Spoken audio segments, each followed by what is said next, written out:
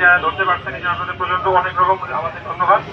কারণ দেশের এই অবস্থায় আপনারা যে সচেতন আছেন এবং আপনাদের নিজেদের এলাকাতে আপনারা প্রোটেকশন দিচ্ছেন, এটাতে বোঝা যায় যে আপনাদের দেশপ্রেমের শেষ নাই এবং আপনাদের নিজের এলাকার প্রতি যে আপনাদের টান আছে এটা বোঝা যায় এবং এটাতেই আমাদের এখন দরকার।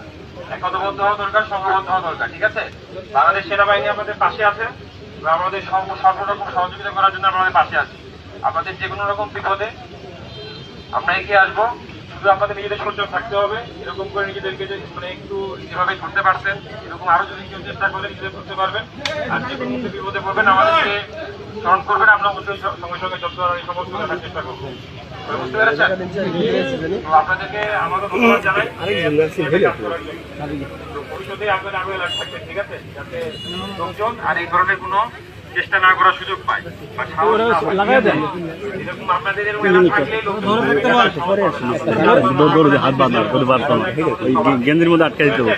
আমাদের এই মনোবলটা রাখতে হবে। ঠিক আছে, আমাদের আমরা নিজেরা জানবেন, বাকিদেরকেও জানাই দেবেন। ঠিক আছে, আপনারা যে মহৎ কাজটা করেছেন, আপনারা যে এই মহৎ কাজটা করেছেন এটা যেমন নিজেরা জানছেন, এটা আপনার বাকি আশেপাশের এলাকায় যে আত্রাই বাজার বা দিকে জানাই দিবেন। তাহলে কি হবে, তারাও অবশ্য থাকবে এবং তারাও আপনাদের দেখে উৎসাহ পাবে।